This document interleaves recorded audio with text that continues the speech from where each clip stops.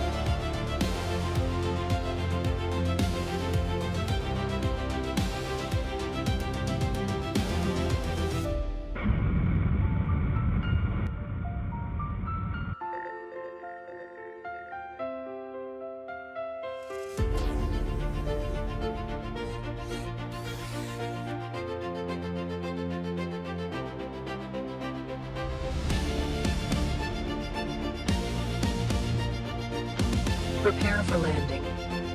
10, 9, 8, 7, 6, 5, 4, 3, 2, 1. Welcome to Honghai Tech Day.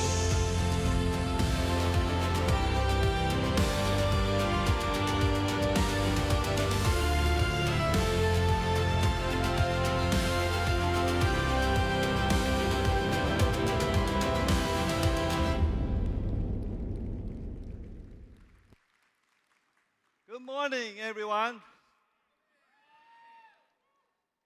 To friends sitting in this room, and also to friends watching online. It's a great honor to have such great minds sitting in this room together to celebrate our 6th HHTD. And first of all, I would like to introduce to you, our very, very special VIP, our founder, Terry.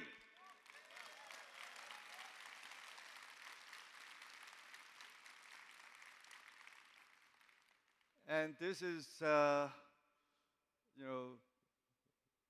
very special period for the founder, and really appreciate that for him to take this time to join our HHTD. This shows a great support and a great, endorsement of our HHTD. I really appreciate it, and from the bottom of my heart, and I would like to give you my deepest condolences. Okay, thank you, thank you. Okay, please have a seat.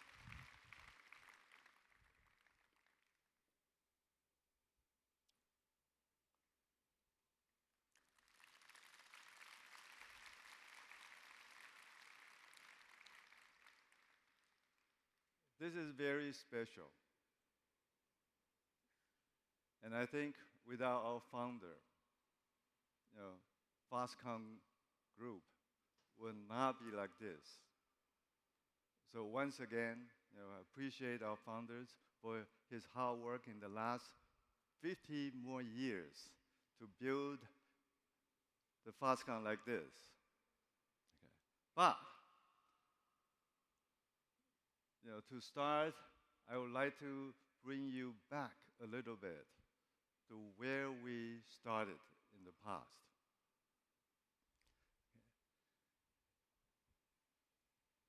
Okay, so let me start with something simple. A look at the final products Foxconn has built over the years. Final products. In the last 30 years, I think Foxconn started building final products 30 years ago. It was about 1996. We built more than 1,000 final products in the last 30 years. Smartphones, servers, monitors, networking gears, EVs, consumer electronics. The list goes on and on. Every time people see this, the reaction is always the same. Wow, so many of them. That reaction is great. But many people still think Foxconn is only a system assembler. Today, I want to show you why that picture is incomplete, why vertical integration is actually Foxconn's hidden strength. Our competitive edge is built on technology, manufacturing, and process engineering. These are the capabilities we use to build the future, component by component, material by material. We have a lot of product lines. Let me use only 3 of them for today: smartphones, AI servers, and EVs, to show you how deep our capability goes. Let's start with the device you probably have in your pocket, a smartphone. A smartphone is a miracle of precision. Inside are metal and glass housing, measured in microns. Camera modules as complex as miniature optical labs. And the precision of the camera module will have to be within 10 micron. 10 micron. And the PCBs, antennas, thermal parts, power modules, and sensors. And so besides the system, all of these components are also made by Foxconn. You're probably not aware of this. Yeah. Actually, what's inside of the cell phone, almost 60% of the components are made by Foxconn. So we're not just a system assembler. We make components. We can, not only we make components, we also delivered over 1 million phones in one day. 1 million phones a day. Can you believe that? That's the scale that we can do. That requires a lot of manufacturing engineering besides precision processing engineering. To make all this at massive scale, we rely on precision machining. All these precision machining measures in microns. Of course, comparing to TSMC, they're in nanometers. We're in microns. But imagine this is visible. You can see the metal by your eyes. But with semiconductors, you can't see it. Okay. So in microns, that tells you how precise that metal work has to be. And also, the optical alignment. As I mentioned, for cameras, the alignment will have to be done so accurately in 10 micron. The accuracy of the camera module in 10 micron. And also, in order to do all these phones, we had to do also the PCBs as SMT processes. And talking about SMT processes, we have more than 1,500 precision SMT lines. More than 1,500 SMT lines. Can you believe that? Is a lot of machines. And we had to maintain them so that they can work perfectly and consistently in order to produce 1 million phones a day. Okay. Of course, when you touch your phone, the smoothness of the surface finishing is another technology that Foxconn has. The surface finishing, that requires some technology goes down to like, 0.8 microns. So, Foxconn is not just a system assembler. We have a lot of processing technologies that you don't know about. Not to mention, in order to build parts, the parts will have to design with some technologies in order for the parts to meet the standards or meet the requirements. Next, I'd like to introduce to you about the AI product line.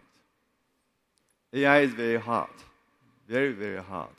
I have to tell you how many racks that we can do in a week. 1,000 racks that we can do in a week. And it's increasing. For next year, it will be more. Imagine 1,000 racks. Each rack probably has more than 72 GPUs. If we look at our partner from NVIDIA, they like it. Because the GPU, the number of GPUs, the more we use, the more the business that they will have. AI systems, an AI server or rack looks simple from the outside. It looks simple from the outside. You probably can look, later in our booth. It looks simple, but it has very high density GPU boards. Very, very high density GPU boards. These GPU boards, in the past, when we think about the PCBs, 4 layers, 6 layers, when we started with PC motherboards. 6 layers, probably, that would be the thickness, the thickest board that we experienced.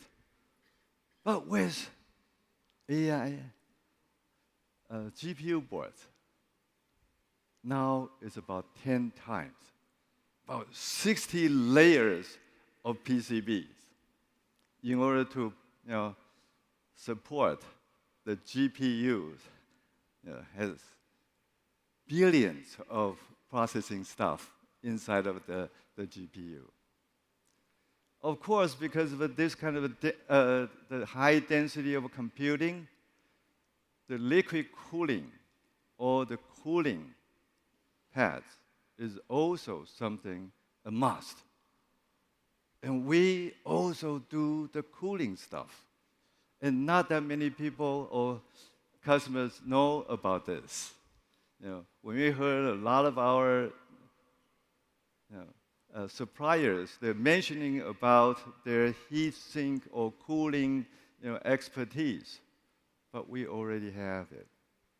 And we already provide our solutions to our customers. Not to mention the power shelves, bus bars, high-speed connectors. All this surround this rack. We can do. Not to count the GPUs or CPUs, that will account for about 40 to 50% of the parts for the racks that we can provide by ourselves. That tells you we are not just a simple system assembler. We have technologies to support the systems. Okay, and next, we're going to show you about our EV. The third example, although the EVs, the volumes are just about at the outsourcing breaking point. What do I mean by that? The outsourcing breaking point. By that I mean, we learned from the PC world. When the entry barrier is getting lower and lower, then you will have more and more competition. And the result of that is that, the price competition, the time to market competition will be shorter and shorter. So when that starts to happen, the division of work for the industry will change. Sometimes I call it the compact moment in the PC era. Compact. I think founders, you remember the compact. We did the very first system for compact. And that caused all, it becomes a disruptive change for the PC industry. I remember a lot of PC makers at that time, they make their own PCs. They're proud of making it by themselves. Just like the current EV OEMs, they're all very proud of making cars by themselves. But when the competition is becoming so strong, the time to cost, time to market, and time to technologies become so short, they can't do everything the way they used to do. They had to rethink about how to redivision the labor. And we have an example. We have a successful example in the PC industry and in the phone industry. So I think the EV is going to happen the similar way. And we are going to be ready for that. So that moment will be coming very, very soon. And same for the EVs. Not only we build the car, we also build the body and chassis systems. ECUs, power electronics, battery packs, motors, infotainment, and the display modules. Thermal modules, metal structures, and mechanical parts. We combine the large-scale metal forming, CNC, or by the way, the CNC machines that Foxconn has more than 100,000 CNC machines that Foxconn uses internally. 100,000 of them. So with CNC precision tooling and the electronics manufacturing,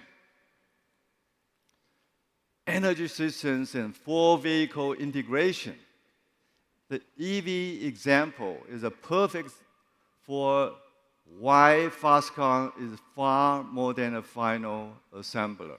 You can, later today, you can go out and try to touch and feel about our EVs. I think when you guys come in, you already saw a lot of EVs that Foxconn has done. Okay. Try to not just look at from the outside, and please appreciate a lot of components of Foxconn inside. You familiar with that term? Something inside. Something inside. So in the future, we're going to pronounce Foxconn inside for our systems. Okay.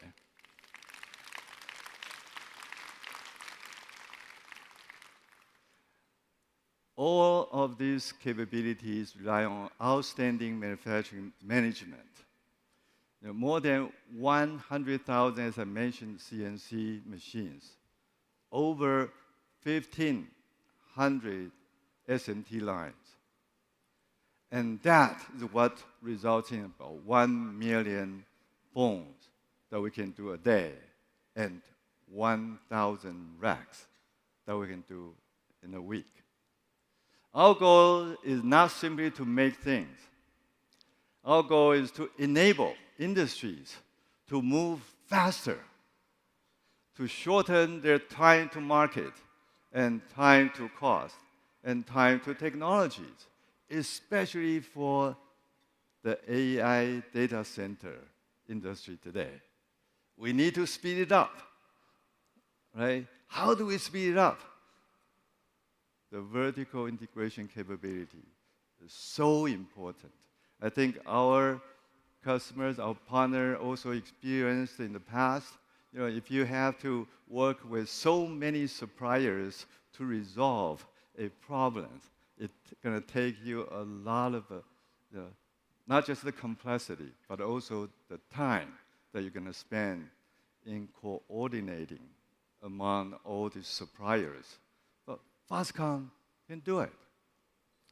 So with that, it tells you, Foxconn is not just a simple system assembler. We are component manufacturers that enables your system.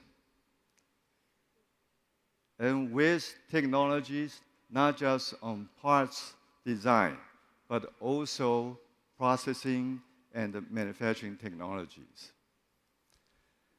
And look into the future, besides what we can do today and what we have done in the past. Our Honghai Research Institute is pushing the frontier technologies which you will also experience it. We have 5 research centers and 1 laboratory. And we're going to demonstrate their work in the advanced technology session in our booth. We're now working on quantum computing. The technology that we focus on is trapped ion technologies. There, we are going to show you the QPU module that we have done so far. We're able to trap more than 20 ions today. 20 ions. Okay. And we're also working on the high voltage process, the silicon carbide semiconductor process. In our lab, we are now able to produce the silicon carbide with the break voltage up to 6,000 volts. 6,000! Wow. That means it can operate at 3,000 volts, far more than you need for the EV and the AI data center. That tells you how capable our technology can become. And also, we'll be showing you the Fox brand. The Fox brand is focusing on the traditional Chinese language, LLM. We're currently also working on some ideologies with Confucius ideologies that we're going to train this brand to have. At the bottom of this technologies, besides answering your questions, they have to tell what's right from wrong, right? So, and that's very, very important. And so far, the LLMs, they tend not be able to tell you what is right, what is not right. And with our research, hopefully in the future, the system is able to tell you from the Confucius ideology's point of view what is right and wrong. So I think that would be amazing, right? So in the future, you don't have to worry too much about your kids, asking questions and they answer it in a way that you are not able to accept. Okay. So these efforts, all the efforts that I just mentioned, Foxconn keeps moving up the value chain to have a faster, deeper, and more forward-looking. When we share and collaborate and strive, we don't just build products. We build momentum. The momentum to drive, to have a shorter time to market, time to cost, and time to technologies. And our vertical integrated foundation enables deep collaboration with world-class technology leaders, which you will be hearing them very quickly. With world-class technology leaders, partners we rely on, who will rely on us because they know that Foxconn can turn ideas into reality. And that's very, very important. Okay. You can have a lot of design engineers. They can have great ideas. Yeah. I remember our friend Johnny Ive. When they make their phones, they can draw very nice picture of a phone, but they can't realize it. So with Foxconn, we try to make their dream come true, okay, by realizing their ideas. This morning, you're going to hear about our next level of AI and NVIDIA cloud partners. You will also hear about our collaboration towards level 4, autonomous driving from the recent announcement with NVIDIA, Uber, and Stellantis.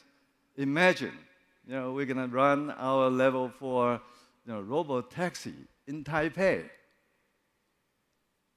with this technology running on the car built by Foxconn.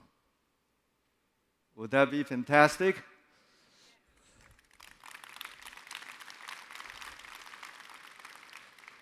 With IBM, we'll look at the quantum technologies, okay, and also the AI together, which can elevate the future AGI. Okay. With NVIDIA and ABB Robotics, we're going to discuss physical AI in industrial manufacturing. And you will be hearing about our work on the AI robotics platform with Alphabet's Intrinsic. Okay. Foxconn's innovative CDMS business model for EVs will be in the spotlights with Japan's Mitsubishi-FUSO, which you will be hearing what they're going to do in Japan. But also, we're going to show you, the EVs that Foxconn has designed for the Japan market. We understand that innovation doesn't happen in isolation. None of this would be possible without our partners and colleagues. One of our newest partners is OpenAI. In very short years, it is amazing the achievements OpenAI has made. You will hear from Sam. You will hear from Sam himself. But he is not present in person. He has a video recording from him about strengthening the supply chain with a new class of AI hardware together with Foxconn. I can't wait to hear about all the powerful partnerships to kick off our fantastic lineup this morning. Let me welcome my great friend, Alphabet's Chief Product Officer of Other Bets, Hiroshi Lockheimer. Thank you, Young, for that warm welcome. I'm very excited to join you all at Honhai Tech Day. Foxconn is an important partner to Google and Alphabet, and our collaboration has helped bring to life some of the most important technological innovations of the past decade. We're grateful for the close partnership and are proud of the great products we've built together. AI is a once-in-a-lifetime technology. We're still in the early days, but we believe AI will be the most profound shift of our lifetimes. It will spur innovation, opportunity, and growth in industries and economies around the world, fundamentally shaping the future in exciting ways. Our partnership is at the forefront of this innovation as we bring together Alphabet's world-class AI and Foxconn's pioneering 3+3+3 strategy to unlock new opportunities. First, smart manufacturing. This is a really exciting space, and we're working together to combine our advanced AI and robotics platforms with Foxconn's deep manufacturing expertise. Together, we aim to build the factory of the future and solve the most difficult challenges in industrial automation and production. We have exciting developments to announce, so please watch this space. Next, smart EVs. In support of Foxconn's contract design and manufacturing service model, we're integrating Gemini to deliver enhanced navigation experiences for Foxconn's electric vehicles, helping to shape the future of the automotive industry. And finally, AI transformation. Gemini is already serving as a powerhouse for efficiency and innovation within Foxconn. Through Google Cloud, our partnership is strengthening global digital resilience, enhancing cybersecurity, and boosting productivity, serving as a great foundation for 3 smart platforms.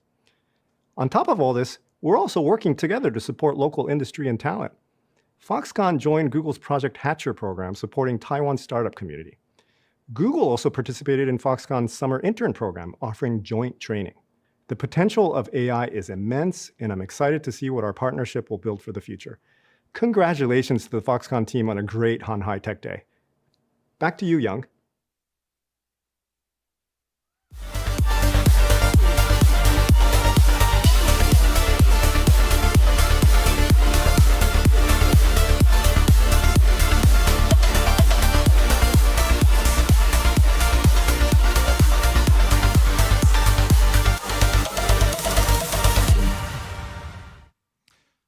Ladies and gentlemen, what an incredible way to start this year's Hanhai Tech Day. A message from our partner, a special appearance by our founder, and a visionary keynote by our chairman, Young Leo. It would thus only be appropriate for me to introduce our next speaker, the CEO of Visionbay, my friend, Neo Yao.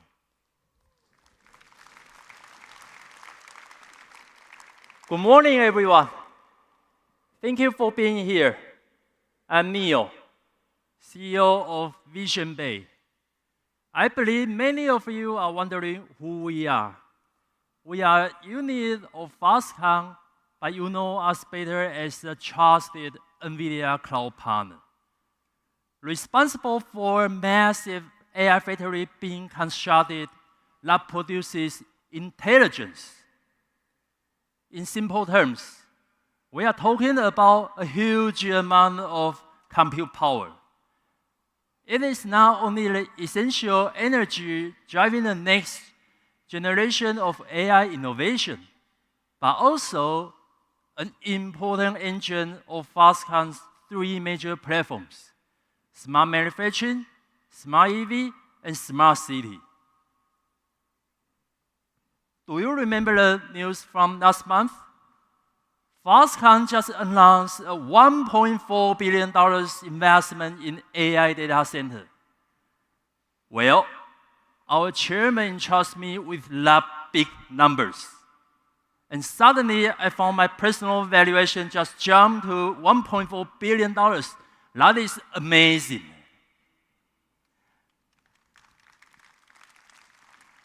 But more importantly, I came to realize I have been given a much bigger mission. That is to drive the second growth curve of Foxconn's AI business. Today, I'm pleased to announce that we plan to deploy 27 megawatt with GB300 in the first half of next year.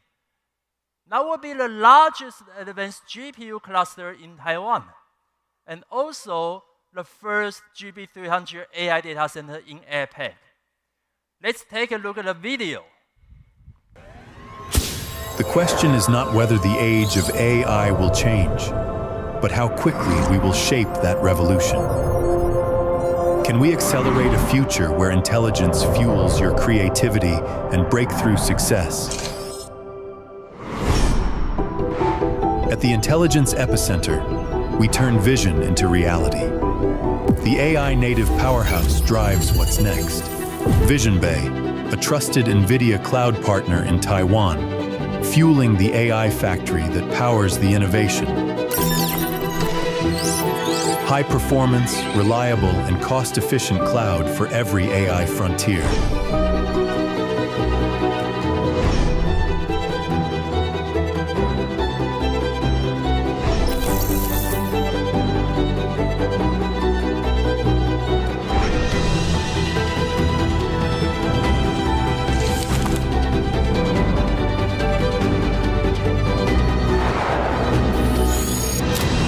With the rise of AI, we power progress from factories to cities to mobility.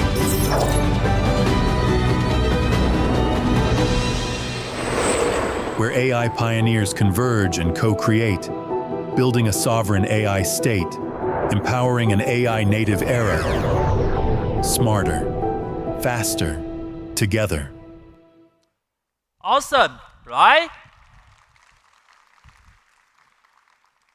When we look back at human history, we see our journey evolve from muscle, the age of stone, to machine, the age of industry, to connection, the age of information, and now to intelligence, the age of AI. AI will once again reshape how we live and how business operate.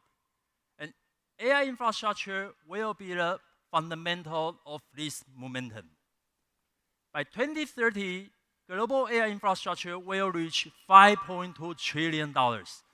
That is incredible numbers. And AI compute demand from 2025 to 2030 will grow 3.5 times. What does that mean?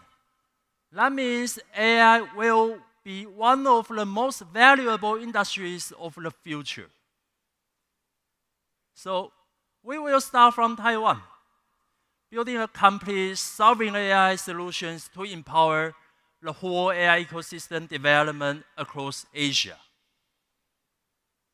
We plan to realize these visions through 3 key dimensions: cost-competitive, rapid deployment, and application integration. Visionbay will unite Foxconn's manufacturing, design, and supply chain capabilities to deliver the most competitive hardware. Besides, we secure key resources and integrate from infrastructure to application. So AI data center can deploy faster, and we bridge the compute with real AI adoption, helping our customers, the enterprises, turn ideas into impact. The next wave of technological and economic power is being created by us.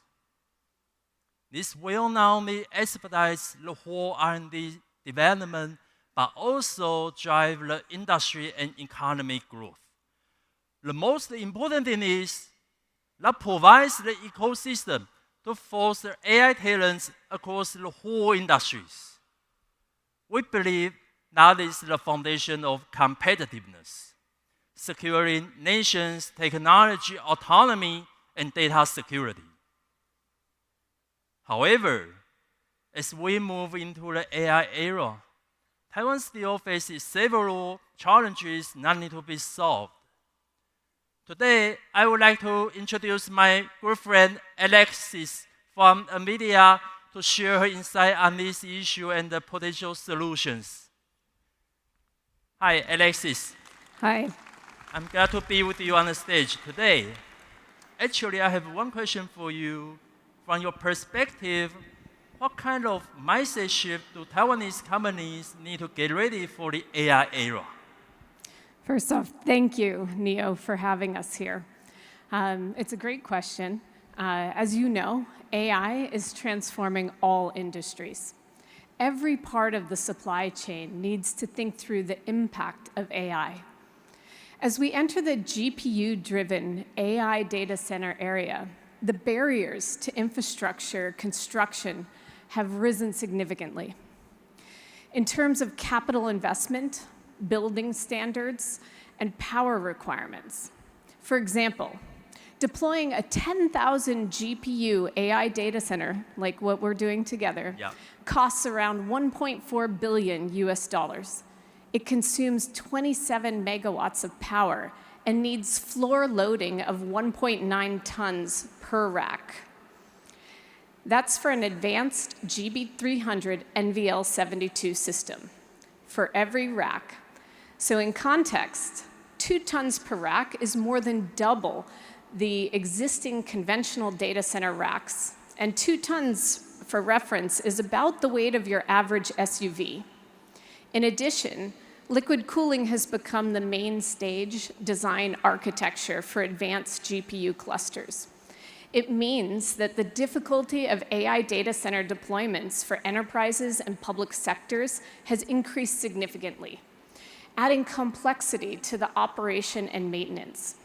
And as GPU technology development accelerates, building individual facilities may no longer make economic sense. In fact, renting compute resources may offer a far better return on investment, enabling flexibility and enabling companies to scale their compute according to both product and business cycles. So through Foxconn's strategic partnership with NVIDIA and our vertically integrated supply chain, we could deploy advanced AI infrastructure much faster to meet all of our customer needs. Due to a lack of advanced AI infrastructure facilities, Taiwan enterprises in particular are facing efficiency challenges while they're competing with their global peers. And while leading nations are developing sovereign AI and empowering industries through computing power, our Taiwanese companies, they are at risk of falling behind. So, yes, so it's beyond large corporations. Taiwan has over 1.6 million medium and small-sized enterprises that are struggling right now and striving to upgrade and transform. Our goal is we aim to help these businesses by understanding the workflows that they deploy in their businesses, by integrating AI into their existing processes, a workflow plus AI approach. This will enhance operational efficiency and profitability for the customers. Currently, most AI cloud computing data in Taiwan requires the use of overseas computing resources. This, as we've suggested before, this exposes a potential security risk to Taiwan's enterprises and government. Therefore, we plan to build a secure local computing center in Taiwan together, which is the concept of sovereign AI. This allows Taiwan's domain knowledge and key technology data to remain local and ensure data security. NVIDIA and Foxconn's goal is clear. We want to build a fast and easy-to-use, cost-effective AI solution. In the future, we'll further integrate server manufacturing, facility deployment, and operational capabilities to ensure not only a faster time to market, but optimal compute performance and energy efficiency. Visionbay will also build an NVIDIA-centric marketplace platform, integrating other strategic partners and Foxconn's AI application so that all industries can easily integrate AI into their workflows. Combining facilities, operations, and AI application platforms, Visionbay is able to strengthen their position as a leading AI factory solution provider. So Neo, what's your next step? Alexis, thank you. Actually, we have seen a lot of opportunities in AI. We are committed to building the complete AI ecosystem and expand to the world. We welcome more partners to join us on this great and exciting journey. Let's build AI future together. Does that make sense? That makes sense. I can't wait to see what Visionbay achieves next, and I'm very proud that NVIDIA can be a part of it. NVIDIA has gone through a similar transformation. We've transformed from a graphics chip company to a systems company, and then to a data center company, and now an AI infrastructure company. We've repositioned ourselves from a technology and GPU supplier to a foundational provider for AI compute platforms and infrastructure. In some sense, it represents a more expansive view of our entire value chain, and we're empowering organizations with AI factories, but also building the foundational infrastructure for AI factories, encompassing GPU clusters, software ecosystems, global data centers, power grids, and investment partners. So it's partners like Foxconn and Visionbay from Hon Hai Group that are becoming more critical than ever before as we enable a broader set of partners to join us across the AI infrastructure ecosystem. You already have deep relationships in world-class manufacturing, supply chain, and more, which will be critical as we continue our AI mission together. Good. It is an honor to be here with you and share our vision for the future. So let's do it together. Yes. Thank you. Thank you. Thank you all for the listening. Thank you, Neo. Thank you, Neo. It's a really nice job. Ladies and gentlemen, our conversation on artificial intelligence does not stop there. So it is my pleasure, and if you can please welcome with a very warm, roaring applause, Jesse, the head of AI and quantum computing for Honghai Technology Group. Morning, everyone. Our esteemed founder, chairman, and all distinguished guests here. Good morning. My name is Jesse Chow. Great to see you again. I see many similar faces here. My name is Jesse Chow, and I'm the head of AI and quantum computing from the corporate business development. 2 years ago, our chairman and the man, Jensen Huang, were on the same stage in Honghai Tech Day. I still remember it was the first time they started mentioning these magic words, AI factory. Back then, everyone talked about what AI factory really was. It sparked a lot of lively discussions. And today, I'm excited to share how far we've come since then, from the imagination to the real impact it brings. Today, we're inviting one of the oldest and greatest company in the world, which has lasted for more than a century. Foxconn still have 50 years to chase. Ladies and gentlemen, let me introduce our new collaboration, IBM, International Business Machines.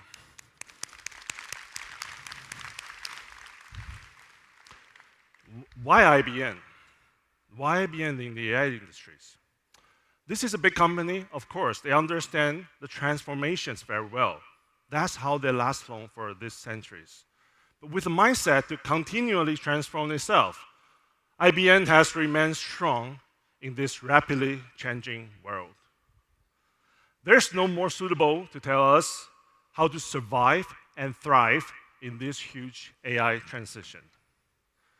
I think it's one big step forward to the realizations of our AI factories. As for the next step, we will need to bring AI factories to everyone, to the enterprises, to all the startups, to the developers, and even to the governments. We're invited our strategic partner to tell us more on AI for enterprises and how to collaborate in this space. Please welcome Hans Deckers, General Manager of Asia Pacific. Welcome, Hans. Thank you, Jesse. Thank you. Thank you. Thank you. Foxconn team, everyone, thanks for having me. It's actually great, Jesse, to be here. Thank you. Hans, welcome. We all know that IBM is at the frontier of the technologies. We have seen it in the past 100 years. Maybe not just by us, it's by many people. Please, could you tell us what IBM is doing today on AI and all these key emerging technologies? So sure thing. I mean, a lot has happened. For over 100 years, IBM and all of our clients have been transforming. We know about the geopolitical headwinds, but all these uncertainties bring a tremendous amount of opportunity. For IBM, it's always be, and it will always be, client first. And when you look at the hot topics today in this world, Jesse, it's sovereignty, as we just heard, data, control, flexibility. Yes. How do you stay there? Now, we can't do this alone. And this is why partnerships together with Foxconn, together with other parties, is so important to assist clients on their journeys. If I pivot a little bit to IBM, IBM is really focused today on 3 emerging technologies. You see them behind me. Artificial intelligence for the enterprise and government, hybrid cloud, and a new emerging technology that is coming, which we call quantum computing. Now, Jesse, maybe we could dive into quantum a little bit? Yes, I think quantum is also another very exciting term, right? Tell us more about quantum. I think IBM is leading in this space for decades, correct? And I'd like to see how you see the visions of quantum and also maybe how to, fuse with the AI factories together. So, 3 emerging technologies, as I said. The latest one that is on the brink, if you're an optimist, quantum will be there in 2 years. If you're a pessimist, it's 4 years. So take your pick. Wow, 4 years. if you look at the quantum roadmap, and IBM has been on this track, IBM Research, for decades, we see that by 2025 we will have the first fault-tolerant quantum computer. Quantum will not replace classical computing. Yes. It will be a combination. They will supplement each other and accelerate AI. And a lot of this is already coming to the forefront. We've been working with many different institutions, including large banks, where we already see 34% higher accuracy rate in bond trading algorithms versus traditional compute. Oh, wow. So a whole new world is opening itself up. Wow. So there's banks or enterprise start adapting with this quantum algorithm and to optimize their workloads. Oh my, that's very advanced, right? So I think it's also a very different IBM indeed, right? Which is why Foxconn is keen to work with organizations like IBM to realize our visions of the technological future. Next question. What are the challenges that you're seeing today on the AI adoption for enterprises? Right. So let's maybe first ground ourselves in 5 common challenges we see in the boardrooms with enterprises. Okay. And then I'll talk a little bit on how we collectively can solve it. So the first problem or challenge we see everywhere is that every big enterprise has multiple infrastructures to manage, on-premise, off-premise, and they haven't really found a way to properly integrate them. Second, data. Data has been exploding for decades, but only very few companies have actually extracted the right amount of value from it. True. Thirdly, many enterprises have seen a lack of automation. So with the new technologies, data exploding, infrastructures being everywhere, without proper automation, it's very, very difficult to manage. The fourth one, and these are all compounding challenges, is a lack of skills. New technologies are emerging. Companies have a very, very difficult time to keep up with skills, which combines you into the fifth challenge, which is really security. If you have these 4 not properly managed, you open yourself up to potential security challenges. Now, we've been working these challenges with enterprises and governments, and this is really what brings us to the chart behind us. We've been working and collaborating with Foxconn and other providers to create an integrated stack. So at the bottom, you'll have infrastructure and AI compute. Then you'll have a hybrid cloud layer using Red Hat OpenShift, a very open platform. Then really it's a data layer that we've been adding using open source software, where really the data of our clients is the data of our clients. Then we built AI models, very specific, unique models, domain specific for the enterprise. Yes. We then provide orchestration for agents, but also for assistants. And that all comes together in what we call a collection of use cases. And those use cases is ultimately where enterprises extract the value. These use cases will be the AI factory, as we're discussing. AI App Store. AI App Store. AI App Stores. That's interesting. I really like the word, AI App Stores. We're starting with AI like a tool. We try to do something on top of that, and of course, to enhance the efficiency of the enterprises. So I have to say, very few technology providers have these horizontal views like IBM, right? So to provide a comprehensive approach towards AI value creations. But how do you go about helping enterprise utilizing these technologies? Right. So in the last, I would say, 2 years, we've been applying a lot of this technology that I just talked you through to ourselves as an IBM company. We're a very big enterprise, operate in 170 countries. And we've been applying this to ourselves, and we call ourselves Client Zero. Client Zero. Now, we apply this technology to our workflows, to our processes, and what we've realized, and we see this with a lot of our clients, we're all organized vertically. We're organized by geography, organized by product. We're very siloed in nature. It comes from an old GE setup post-Second World War. And everything we have in the enterprises from an organizational setup is vertically. Yep. But when you really look at unlocking AI, you have to take a very horizontal approach, almost a workflow approach. Yep. And the approach we've taken and we've distilled from it is eliminating first operational complexities, simplifying end-to-end workflows, then automating all of the manual tasks, and then we start with infusing AI across all operations. Many clients, Jesse, start at step 4. They forget the first 3. Wow, you basically started AI transformation from yourself. No. That is cool. But what are the learnings you think we can adapt to bring this to the AI factories now we are creating in Taiwan? Can you talk a bit about more on these IBM Client Zero use cases? All right. So again, over the last few years, we've been applying this technology to ourselves. And we've been able to save in productivity gains $4.5 billion. $4.5 billion? Billion dollars within the IBM company. Within the IBM, wow. And we should have applause here. Oh my gosh. 4.5 billion is money saving. Now, we've implemented AI across 70 workflows, enterprise workflows that cut across all of these silos. This is where you really can extract value for the enterprise. We're very optimistic about what we could do together with clients using the AI examples and the factory we just talked about. And it really sets the right foundation for culture, platforms, governance to drive success. We've been able to do it in our company. We're doing it with clients. And I believe with the right partnerships, we can bring it to the rest of the world. Thank you. I think applying this Client Zero approach is really a smart idea, which makes this use case more persuasive. It just needs by you and change the ways of working. And that's how they tell you, the IBMs tell you, and we tell you together that how we change things.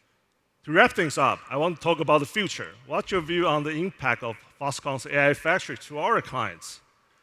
Our clients here, right? The ecosystems and also Taiwan.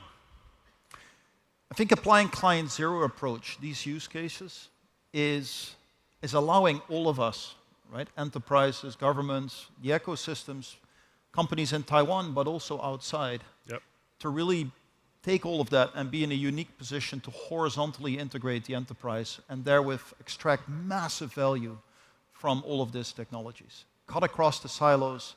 And for us, right, collectively, the realization of the AI App Store is really becoming the use case store for all of the enterprises to start using. I think so, yes, to cut the silos. So what's the final one message you want to leave with all these audiences? So first of all, I have to congratulate Foxconn. It's fantastic to be here. You. It's fantastic to see all of the innovations that Foxconn is bringing. We, as a company, have been in Taiwan for 70 years, and we're looking forward to be there in the decades ahead. IBM will continue to invest into Taiwan's future. And there are a few things that are really important, and I saw it already in the previous presentation. Sovereignty, how do we secure it? And I believe the factory will absolutely help. The power of partnerships, nobody can do it alone. And together we will be stronger. And maybe thirdly, it's really bringing this reimagination to impact, which is the core of this discussion. I think so. I think sovereignty is the big turns also for the future. Right. Thank you, Hans. Thank you. Thank you, everyone. Thank you. Thank you. Thank you. Thank you. Thank you. Let's keep it up for Jesse. Great job. And yes, in case you didn't notice, we do high fives here at Foxconn. And also, I have moved from that position to this position here because I am transferring over from as your MC to now the person who has the pleasure to guide you through 2 talks. Not just 1, but 2. And I also now have to introduce myself. So ladies and gentlemen, my name is Robert Schlager, Head of Corporate Communications for Foxconn in the United States, working closely with our Chief Product Officer, Jerry Xiao, on initiatives across North America. And it is my absolute pleasure to be here with all of you here today to introduce our next segment. As the chairman alluded, this is a very exciting day, but it's also a very exciting moment because what will be shared has not been advertised on our Honghai Tech Day website or our Honghai Tech Day mobile app. And at this very moment, in both the United States and Asia Pacific, news is breaking if you have not already seen it. News is breaking if you have not already seen it. But for those who have not seen the news, or for those who may not know what we're alluding to, this will also be the first time that it is heard in this very room by this incredible audience. We know that a key to Foxconn's success as the world's largest electronics manufacturer and solutions provider is our global network of partnerships. In part, that's what Honghai Tech Day is all about. It's not only a celebration of Foxconn's accomplishments, but it's also a celebration of the accomplishments of our partners. This new partnership is meant to solve problems. Number one, AI infrastructure components and its demand is outpacing supply. This is a problem. Number two, this partnership will strengthen the domestic supply chains across the United States and accelerate the deployment of advanced AI systems. I'm from the United States, and I can tell you that as of 2025, Foxconn's presence in America remains strong. And as our chairman has said, the US remains a key region that is part of this technology group's global presence. Over 6,500 men and women in the United States work at Foxconn with manufacturing operations in 6 states. We are proud of our server production development that is taking place in Texas, Wisconsin, and California. We are proud of our presence in Ohio, which is now positioned as a place for future AI infrastructure manufacturing. And we are proud of the Foxconn employees who work in Indiana and Virginia. This partnership is good for our business in the US, our business globally, and is mutually beneficial. This partnership takes place with a company that we are all familiar with.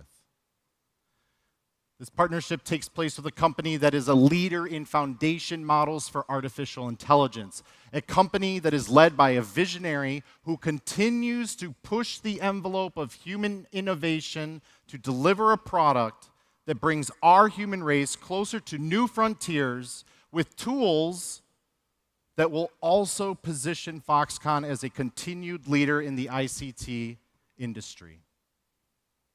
That company is represented here by a very special guest who will deliver the honor of introducing that visionary leader's video message and our announcement. So thus, without further ado, please give a roaring Honghai Tech Day welcome to Alex Brown, head of APAC, GTM, and partnerships from Foxconn's newest partner, OpenAI.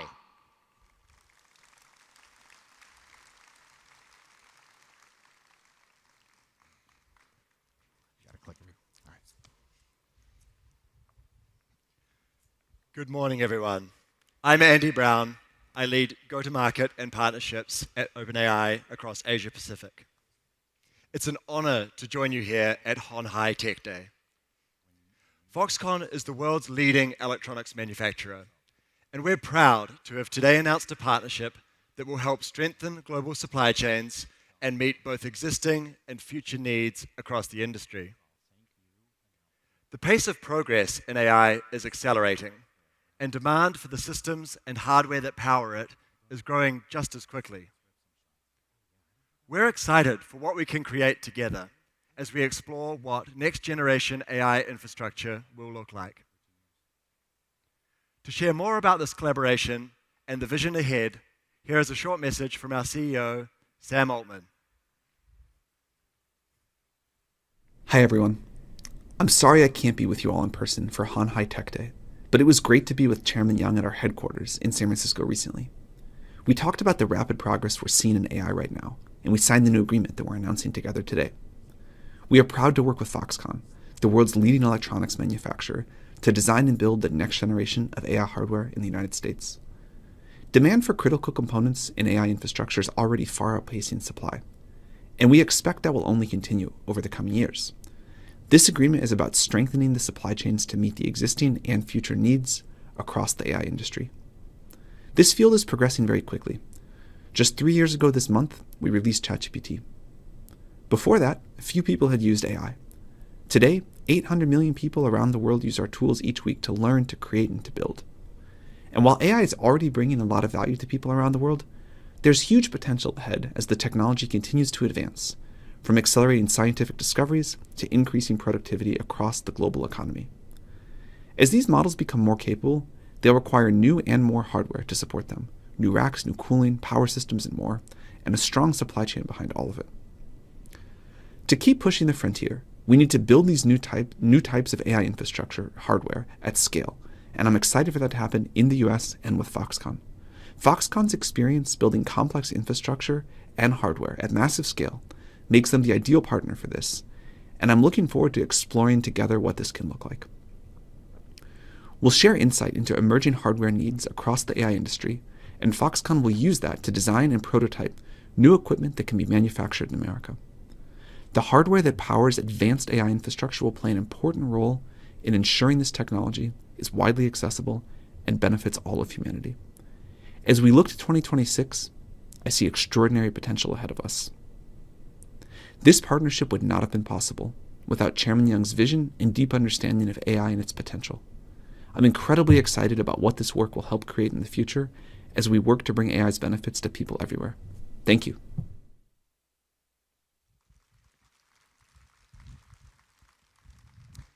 Thank you, Sam, and thank you, Andy, for joining Foxconn to make this exciting announcement.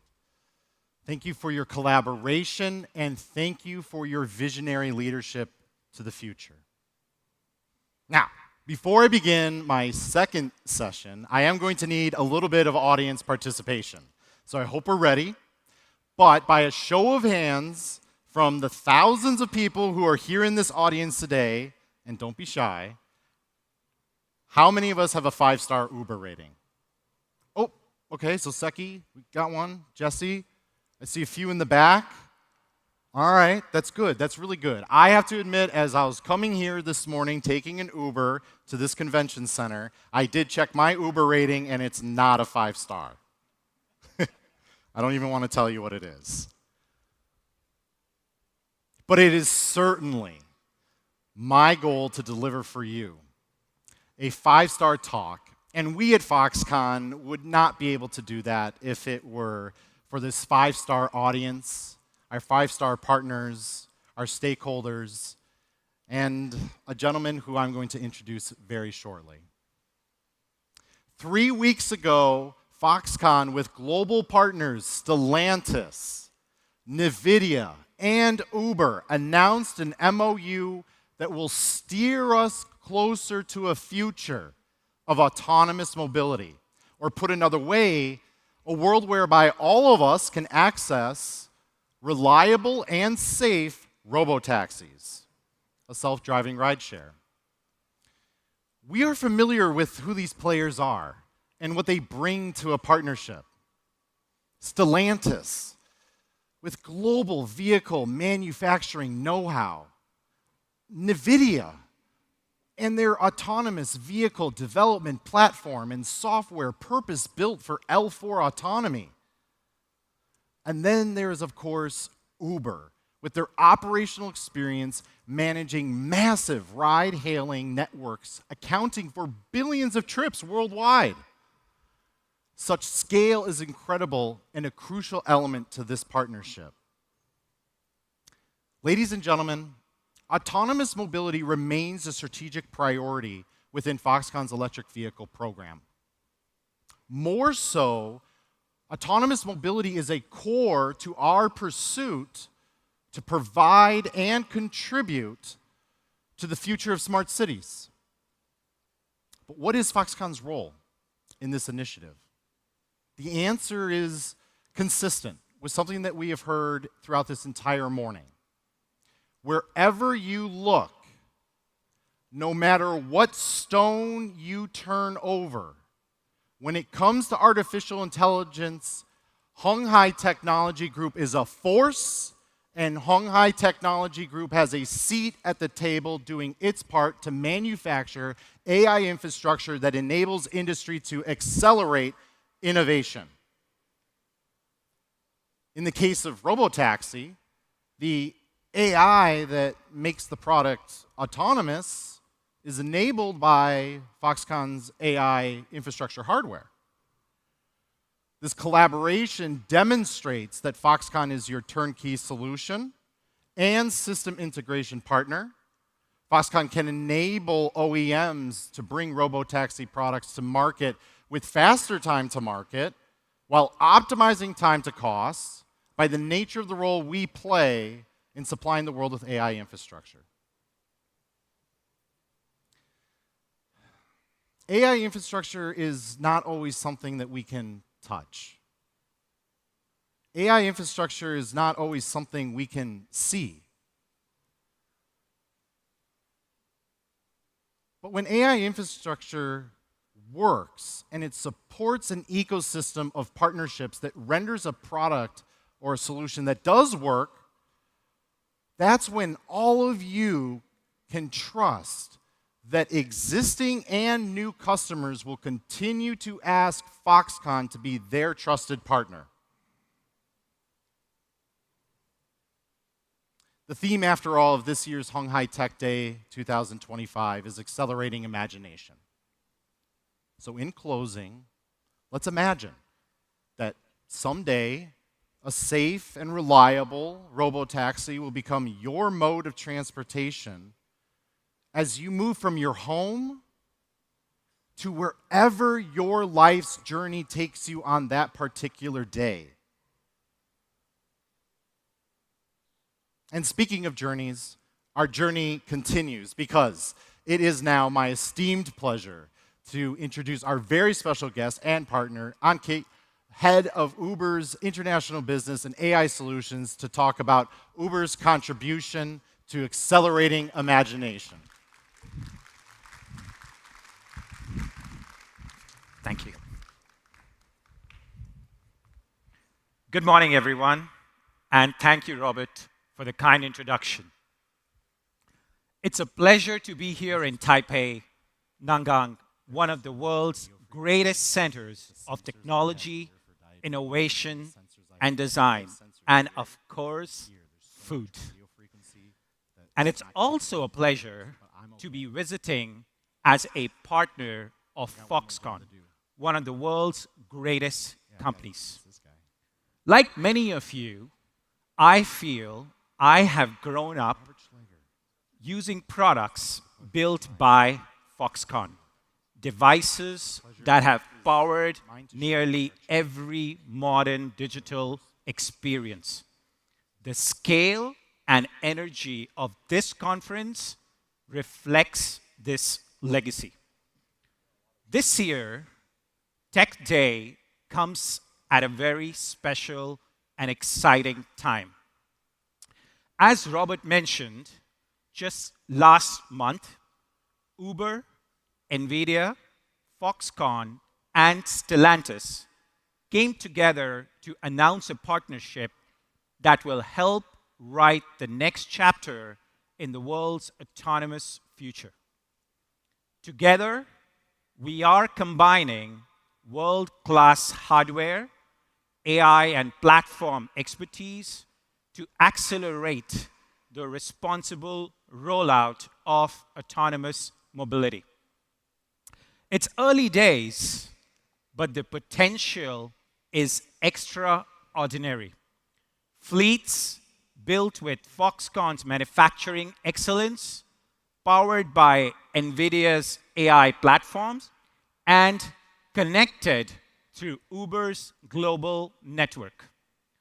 It's a collaboration that brings the future closer, grounded truly in safety and trust. For Uber, this partnership is core part of our long-term platform strategy, connecting next-generation vehicles, AI systems, and large-scale demand in a single network that spans the globe.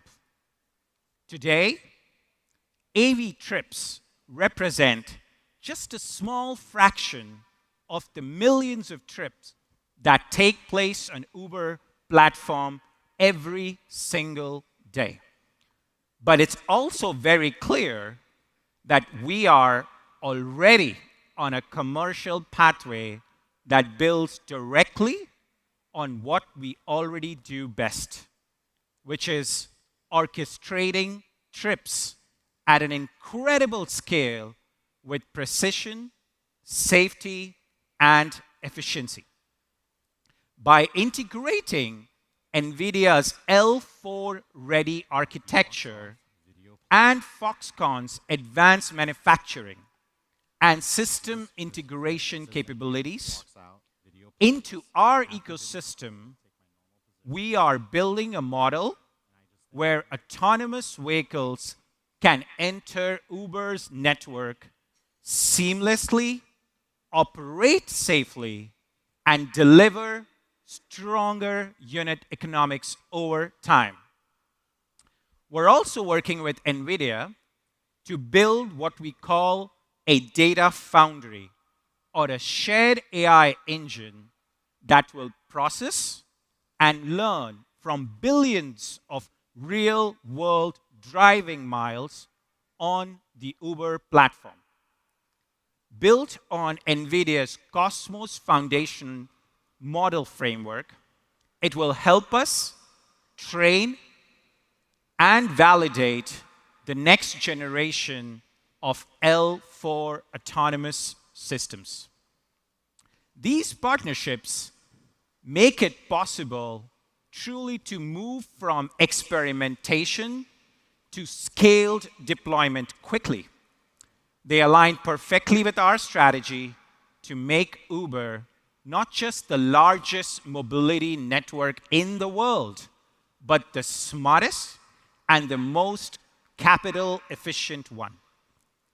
And sometime in the future, who knows, 5 years, 10 years from now, maybe even sooner, many of us here might arrive at Honhai Tech Day in an autonomous vehicle built through the partnership between Uber, Foxconn, NVIDIA, and Stellantis. It's a privilege to share the stage with so many innovators here in Taipei. Thank you, Foxconn. Thank you, Robert. And as Uber, we look forward to traveling the road ahead together. Thank you.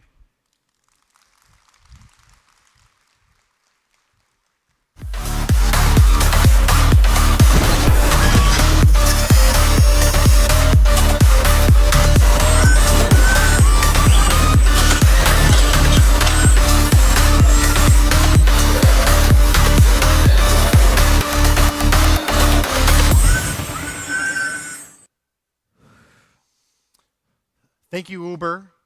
And for our next session, I would now like to introduce Dr. Xie, our Chief Digital Officer from Honghai Technology Group. A round of applause, please.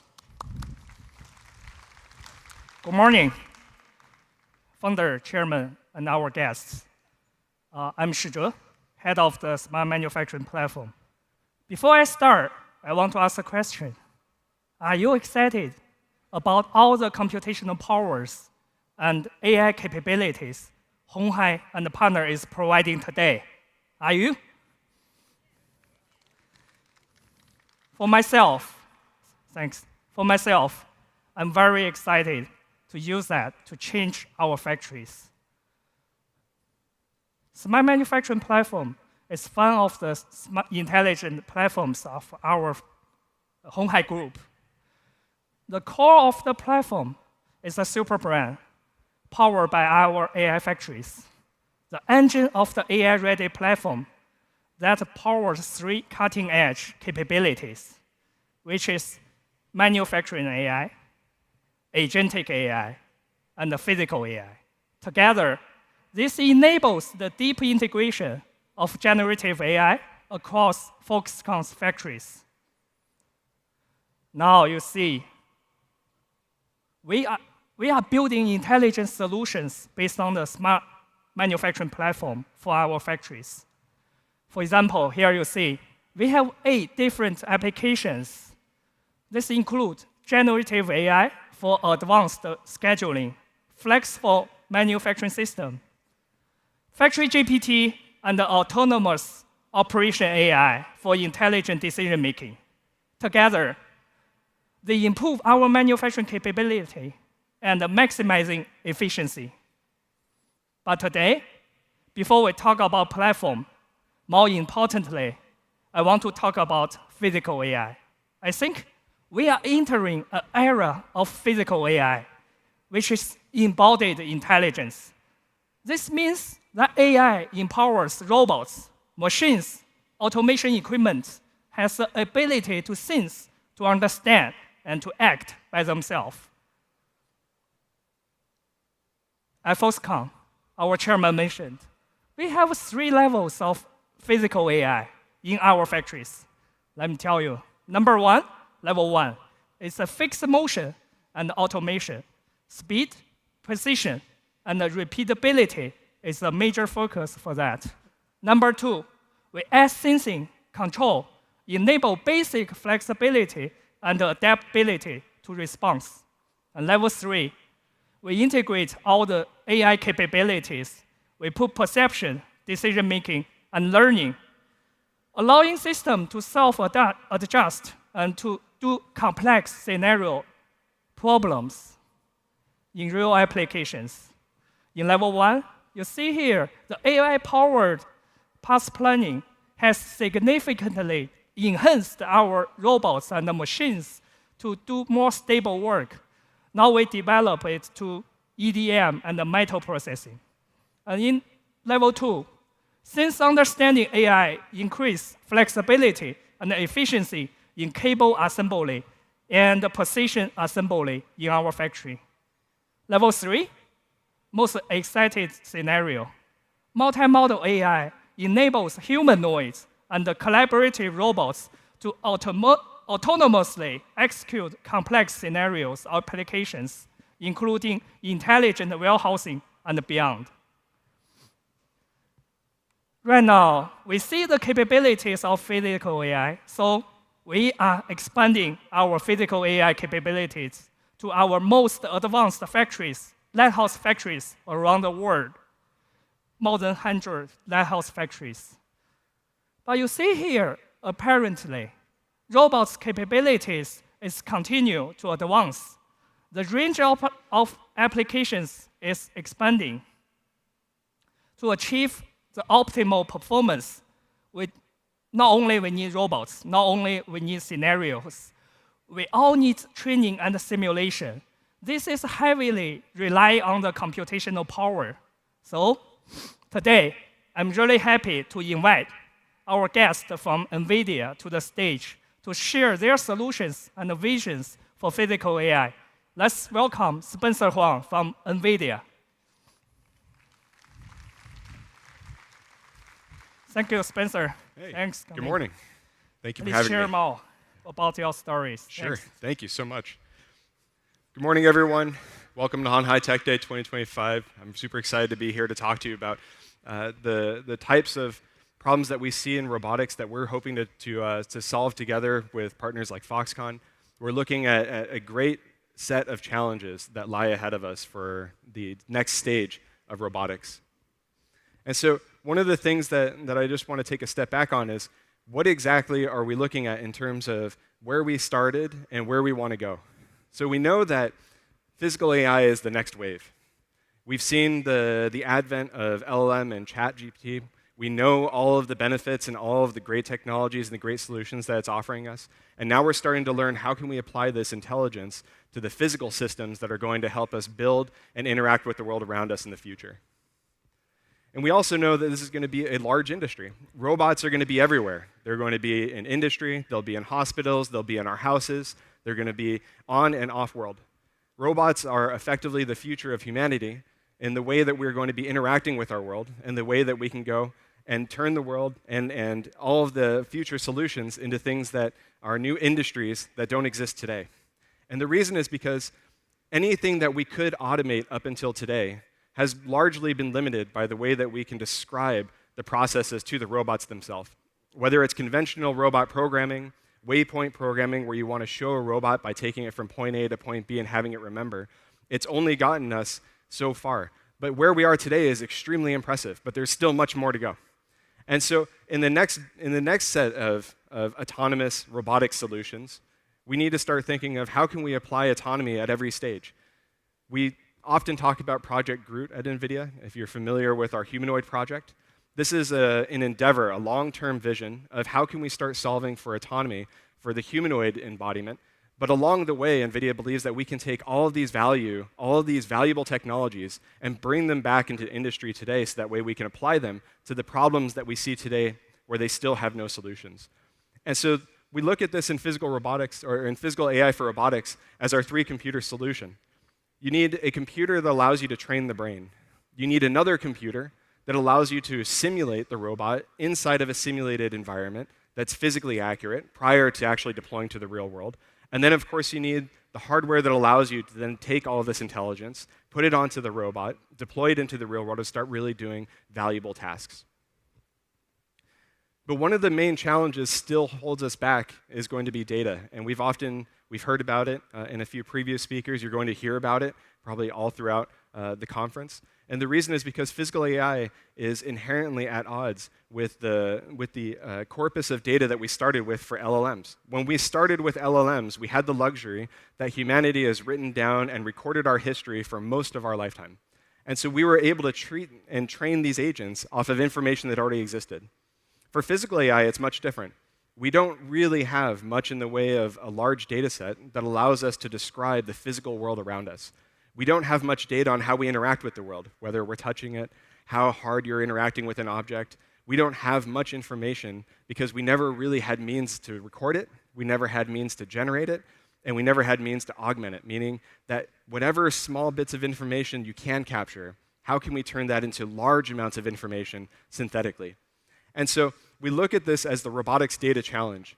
When you think of ChatGPT 1.0, pre-training was essentially taking all of humanity's knowledge and baking it up into one initial, the very, very first baseline for what we'd consider large language model intelligence. But for physical robots, we're still not quite there. When we think of physical AI, we think of what are the types of atomic skills that we're going to require in order for us to have useful robots doing useful tasks in complex environments.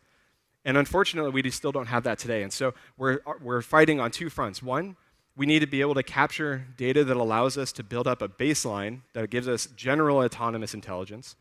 That way, we can start post-training all of these baseline intelligence to be doing more vertically specific tasks, things that are going to be much more complicated, like industrial manufacturing, right? Everything that we're going to be talking about for smart manufacturing is absolutely on this extremely specialized tasking side, because it's not just general pick and place. You're not just picking an object up and putting it down, but you need to do extremely high fidelity, extremely accurate assembly tasks. You need to do extremely precise manufacturing tasks that have to be predictable, safe, and easy to deploy at scale. And so what we build at NVIDIA is a platform called NVIDIA Isaac, and we've broken it up into essentially three core parts. The first is that we believe that you need to have these open robot foundation models. When we're working with Foxconn, we want to be able to bring a baseline intelligence for the types of tasks that are going to be applicable within the factories themselves, within the manufacturing lines themselves. It can't just be trying to retrain these models from scratch every time that you're trying to add a new task. There are simply too many tasks, and there are too many different areas that we need to apply it to. So first, we need to have a baseline intelligence. But how do we get there? We need to have simulation platforms and robot learning frameworks that allow us to train these robots and to train these skills inside of simulated environments at scale and faster than real time. If it takes a human 18 years to get through high school, another 7 years to get through school if you're going through a bachelor's, master's, and even further if you're going to a PhD, you've already spent 20-odd years just trying to learn how to get to your baseline. If we need every robot to go through 20 years of learning before it can actually become useful, we are already too far behind. And so this is where simulation really brings us this answer. The ability to simulate a robot is the same thing as saying, I can simulate something at faster than real time. How can I train a robot in 20 years' time but only spend a few hours in real time? And this is how we end up with scale. not scale on compute, but scale on tasks. And so you can think of it in two ways. One, the amount of tasks that are required for us to do valuable tasking inside of these industrial spaces is extremely large. And it doesn't just start with basic tasks. You have to create these compound, extremely complex tasks. And so one, the task is really complex.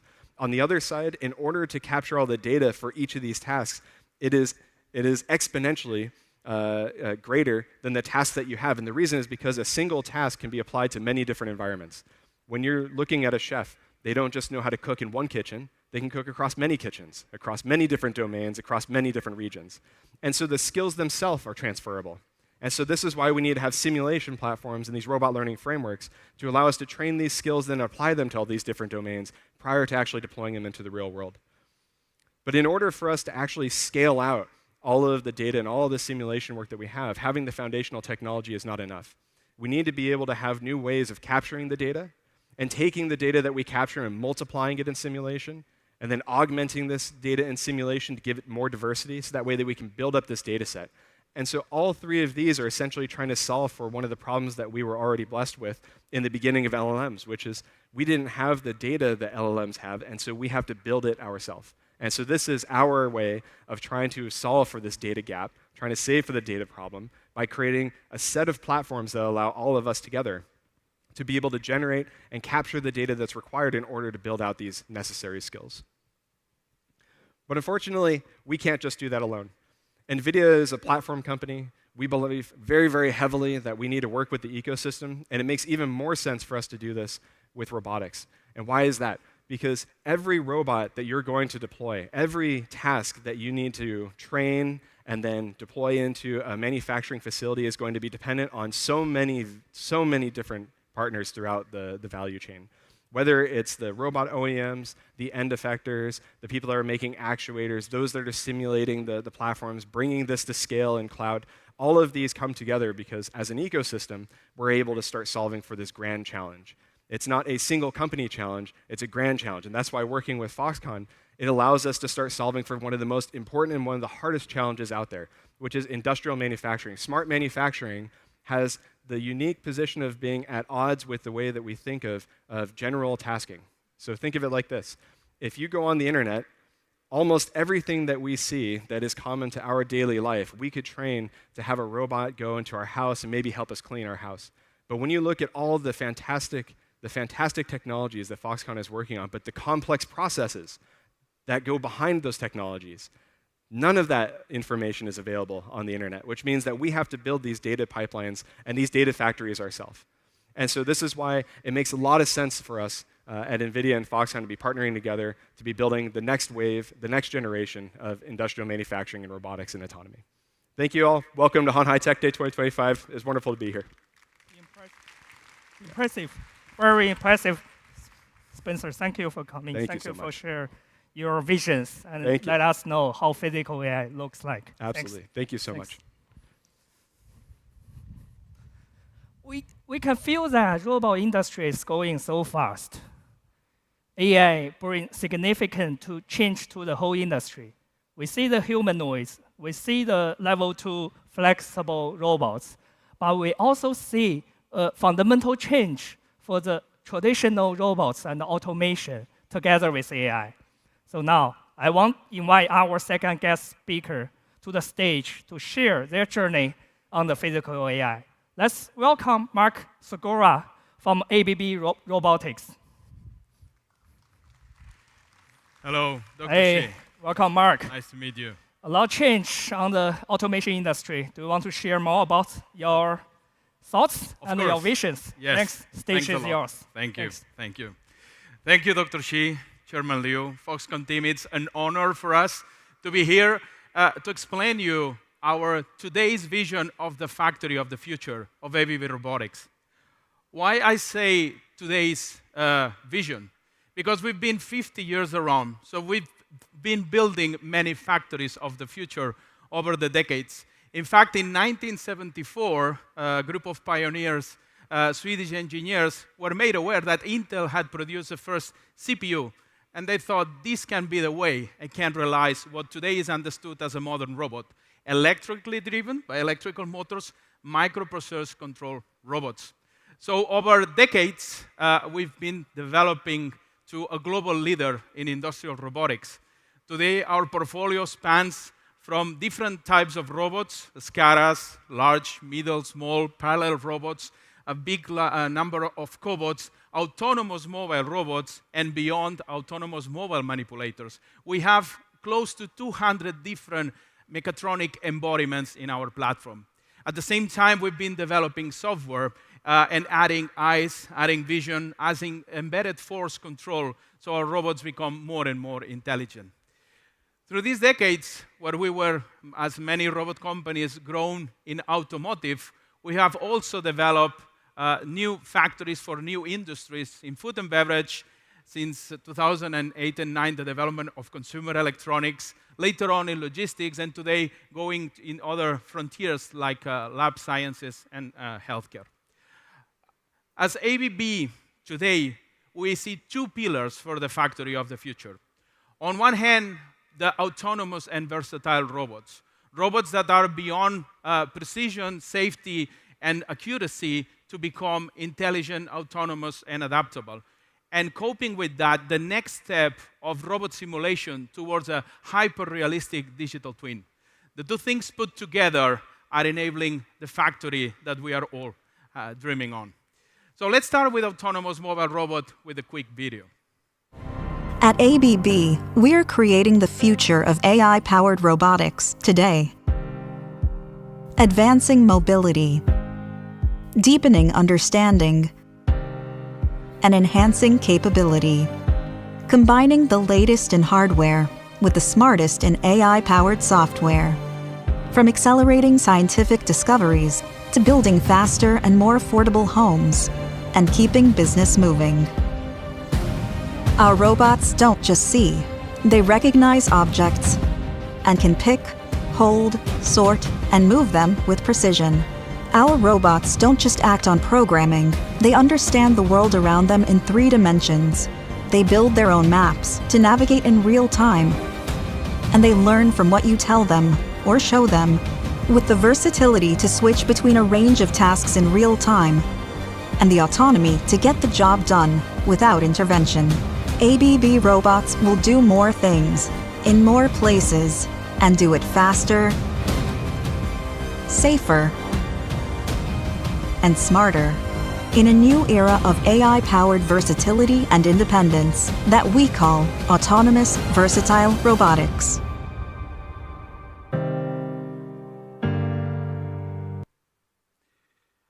Autonomous versatile robots. Why did we choose this name? Because autonomy and versatility are not the same thing. And as people think now about the full-fledged robot that can do anything, in industry, return of investment matters. So we wanted to break down the concepts and making sure that we have individual products that you can put together to achieve the full autonomy and versatility. Autonomy is the capability of a robot to perform a task without human intervention in a changing environment. Robotics was about the structured environments. Autonomy is about unstructured and changing environments. While versatility is the ability of a robot to change from one task to another task without human intervention. When you put those things together, and of course including mobility, that's the vision we have for modern and futuristic robotics. That future is already here. We are commercializing and deploying many of these ABR products in the world.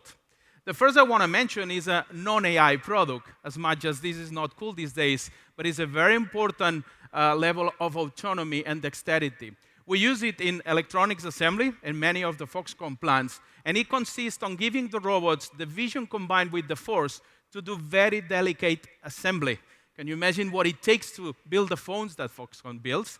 Well, we do that combining vision, giving the robot the image of the part, having sensitivity on the robot with force control, measuring the currents of the motors, and combining that at speed of milliseconds, be able to have that sensitivity like a human touch to assemble perfectly and seamlessly.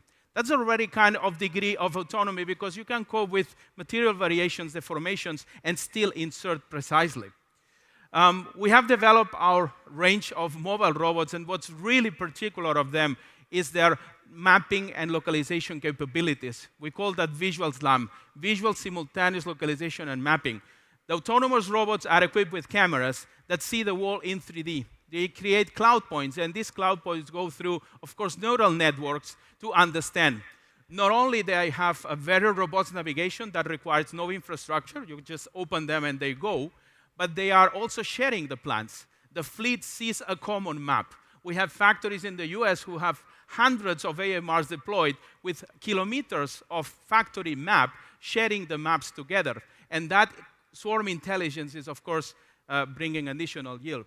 But not only that, when you give eyes to robot and brain to robot, the mobile robot also has a semantic understanding of the world. And that has very obvious applications. When a mobile robot, be without an arm or with an arm, has to navigate amongst us, if they would recognize that a person is a person or a box is a box and can put semantic attributes, it can take intelligent decisions. Simple ones like collision avoidance. If I need to avoid an obstacle, I'm most probably going to go to the non-animated object like a box versus going to a person, and so on and so forth. Visual SLAM is not only about localization and mapping. The visual navigation is enabling all these AI features. Another example of vision is what we launched is iMotion platform. Robots need to have eyes. Vision is a default capability of robots, but we know what we dream of and we know what reality was. Integrating vision in robots was still today tedious task of calibration, program coding, and so on. This has to stop if we want to go fully autonomous. With the OmniCore iMotion, we have integrated in our RobotWare and Robot Studio platforms two things that need to go hand in hand. Seeing the part, vision, plus creating a collision-free path planning. That's very important because just seeing the object out of the clutter is not enough. You need to have automatically the robot creating a path to get there. And that's what OmniCore iMotion does. You've got robots moving, you've got robots seeing and creating autonomous, avoiding collisions. And of course, with the advent of generative AI, suddenly everything explodes. All this that is amazing just can be maximized. The first thing we are using, and you might have seen on the media, is to enable large language models to be used to talk to the robots. By talking to the robots, we lower the barriers of skills that are need to train and deploy robots because the language will be turned into programming code. And this is already something that is possible and that we are going to launch next year. All these things, of course, end up into the foundation models. We're using LLMs. The next step is to use VLMs, visual language models. We're also doing that in partnership with Landing AI, a startup from Silicon Valley, where we are taking all the images from internet, going through visual language models, so then the robots can automatically see and detect the objects. And then with iMotion, you create an automatic path towards that. That is the first pillar of the factory of the future. And as you see, you will tailor the needs of autonomy and versatility to your application. So you don't need to have what you don't need. And if you need to have it all, you're also going to have it. The other pillar of the next step of the factory of the future is evolving what has been a fantastic robot simulation tool, our tool Robot Studio, to become even more value creative. And how we do that? By adding hyperrealism and physics into the robotic simulation. Robot Studio simulation can simulate with high accuracy of motion and precision robot motion. So basically, we are closing the gap from sim to real. There's a lot of talk about these days about the gap between simulation and reality. And if that gap is not narrow enough, then there's big, big value lost in between. What we want to do is to enhance, working with some great partners, stay tuned for Q1, that Robot Studio incorporates properties of the physical properties of the material, so the product itself.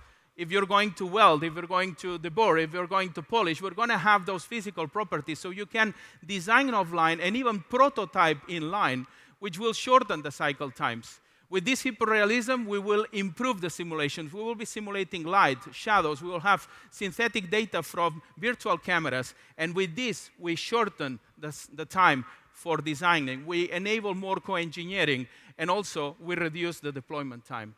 We then also are enabled to train visual language action models, foundation models, and because with Robot Studio we have this fidelity, high fidelity of motion, then you get what you have simulated in the real. If you put the autonomous versatile robots and the hyperrealism together, then you get what is the vision of the factory of the future. If you put together the robot simulation, hyperrealistic one, you shorten the design cycle times, you improve the quality of the simulation, so you can even avoid physical prototypes, so you cut cost, you cut time, you improve quality. But also, when you deploy that versatility of the robot that can cope with edge cases that you have trained in the AI of the simulation will allow the robot also to maximize yield. You don't have to worry anymore about material variations. You don't have to worry about incoming parts. You will be able to detect variances and work around them autonomously. When you digitalize all that also, and you've got this architecture of mobile robots with process robots, you can think about a very flexible factory. A factory that can scale up and down, where you can route the products to the different process stations to produce different products in a very short time. Scalability in capacity, and at the same time, diversity of products. All digitalized with a digital twin and autonomous versatile robots, closing the gap from simulation to reality. This is our vision for the factory of the future, and we will be honored to work with all of you in making that happen. We've got some demos there and much more to come, but for now, thank you very much. Thanks, Mark. Wonderful talk. Appreciate it. Thanks. Thanks. I think Mark showed us the potentials of all the physical AIs. Very impressive work. I really look forward to work with his team to change the industry. Now you see what we've done. I'm very confident. You see, we built a triangle, very stable, right? We built a triangle for physical AI. Here, you see, we have a closed-loop physical AI SWAT. Foxconn, NVIDIA, and the ABB. Together, we are shaping a smarter, more connected, and data-driven future for global manufacturing. Last year, here at HHTD, we shared our collaboration with Alphabet Intrinsic, Siemens, and the Project Genesis with BCG. Today, they are all here. Together with the Intrinsic, we build a platform to shift from product-specific solution to a general-purpose automation solutions, which gives us an eventual goal of full factory orchestration and automation. And we have one more thing forward. Today, we want to announce we have a joint venture company together with Alphabet Intrinsic that will build the intelligent factory of the future. And Intrinsic CEO, Wendy, she's here today with us. Thanks, Wendy. Cannot wait to work with your team to change the world. Thanks. With Siemens, we aim to bridge IT and OT, enable the rapid development of industrial business applications. We provide an algorithm library to accelerate implementation while ensuring AI safety through systematic validation and governance. Now you see the platform. This is our vision for the smart manufacturing platform. It's an AI-intensive manufacturing ecosystem. We established the Central Manufacturing AI App Store, bring together internal and external AI agents and applications. With BCG, our Project Genesis is gradually moving towards our goal. Throughout this journey, we feel we are simultaneously upgrading our IT/OT infrastructures, driving organizational transformation. Next, let's look at the video of the Project Genesis. Over the last 50 years, Foxconn has become the world's largest and most efficient electronic manufacturing service provider, anchored in deep expertise with over 1 million skilled technicians. Last year, we launched Genesis, Foxconn's AI-powered reinvention of smart manufacturing, redefining competitive core for the next 50 years, fusing advanced AI and next-generation robotics into our operations. This vision is already becoming a reality. AI agents are optimizing injecting molding equipment, SMT quality, CNC efficiency, and more domains, based in decades of know-how captured in knowledge graphs. At the same time, our first industrial agentic AI system is live, orchestrating multiple domain-specific agents into one intelligent decision network. What once required cross-functional meetings now happens instantly, making objective, data-driven decisions, executing low-risk actions, and inviting managers to co-pilot when it matters most. Together with robotics integrated into the physical world, the factory of the future is coming alive, smart, connected, and cognitive. We are rolling out AI agents from one site to move more than 10 factories worldwide, using a simple platform that makes it easy to deploy computing power, process data for AI, and tune each agent for local needs. And we're transforming how we work, cultivating new talent, and redefining intelligent manufacturing services. This is Genesis, with our partners worldwide pushing the boundaries of smart manufacturing. Join us on Honhai Tech Day to see this in action. Now you see, this is a real AI-intensive industrial internet. Now I'm not only excited, I'm in a hurry to go back to the factory to do my works. Thank you for your time. I'm looking forward to work with you. Thanks.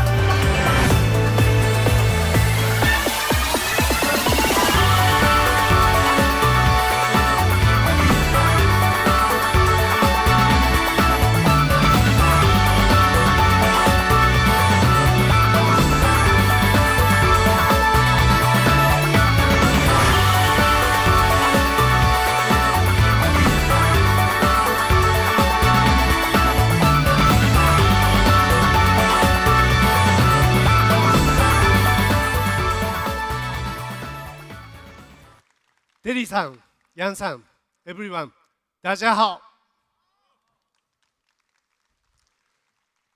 Last year, Andy, chairman of Foxconn, introduced two different designs of CDMS, Model D and Model U.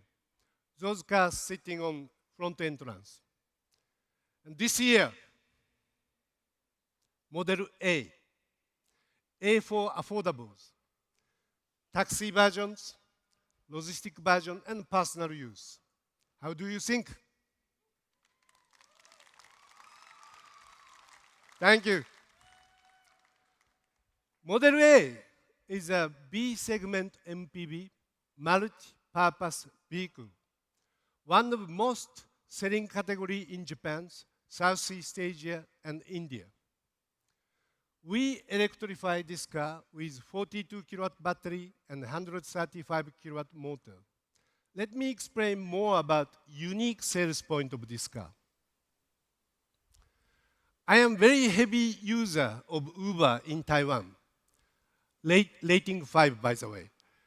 And ordering Uber by app, if I find Model C and 7 is matched, I'm so glad because it's very spacious. Particularly when we are 3 or 4 people, all other cars are too tight. Model C is okay. Perhaps many of you have been to Japan. Then at the stations or airport, you have to make a line to get the taxis. In Japan, there are still many poor sedan taxis. Tight, difficult to get in, get out, and not enough space for luggage. But when I luckily get the Japan taxis, yeah, because it's a spacey, easy to get in, get out, and same charge. Probably you have same experience in Taiwan or Japan or both. With those experience, we prioritize spacious is our #1 priorities. Comparison with top competitor in same categories, our car is 100 millimeter wider and 50 millimeter longer wheelbase. That create this outstanding spaciousness. Look at this. Floor is completely flat and 2-class upper space. Please, let me inspire you a little more. What brings a spaciousness? Look at the left. You can come in the car with very large baggage. When you are in a hurry, this helps you to save time a lot. Look at the right one. Mother can bring baby push cart without foldings. Imagine, it's raining. It's disaster for mommy. Mommy must put in a baby in the car, folding push cart, put in the luggage, and she have to do it again when she gets off. Pity mommy, very wet. But our car allow mommy to avoid all of those. MPV need to be spacey and convenient, but we are offering more space and more convenience with very affordable price. This spacious is consistent with Foxtron's lineups as Foxconn EV DNA. That's our unique sales point #1. #2, it's design. MPV need to be, MPV is a category chosen by usability, how easy, how convenient to use, but design is still very important for long lastings. For long lastings, too much accent is not effective, but simple and smooth, those are very important. Look at this side face. No gaps, no steps for glass and window. Look at the front headlight, side rail, and rear combinations. Just simple and straight. Even logistic versions, while we are providing extreme usability and tall height, all rounding edge from corners, switches, and panels, all are consistent. This is emphasizing Foxconn is ICT background EV builders. And this is also Foxconn design DNA, consistent with Model T and Model U. USP 3 is a performance. We are adapting very strong sharp technology motor and batteries. This is motor, 6-in-1, 135 kilowatt.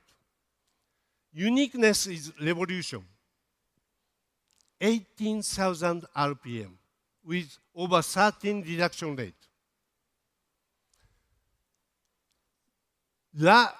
Usually it's 12,000 and 11. High revolution with large reduction rate create a big torque. So we successfully made motor very compact. Weight is only 60 kilograms. Usually 135 16-in-1 is 80 to 85 kilograms. This compactness also contributes not only for lightweight, weight reduction, but also turning radius. As I explained, our body is bigger. That creates space, yes. But some people don't like it because big body spoiled agilities. But our case, it is not. Thanks for super compact motors, our turning radius stay only 4.9 meters. Competitor 5 to 5.4 meter with much less width and wheel base. On top, this creates an extra crushing space in a bonnet that contributes NCAP to be 5-star. This is battery, 42 kilowatt LFP. This is very thin. So step height stay 400 millimeter and less. But most selling point is charging time, 20 minutes with 400 volt. 20 minutes, 800 volt is not difficult, but expensive. Maintaining affordability with 400 volt, we successfully compressed charging time to 20 minutes or less.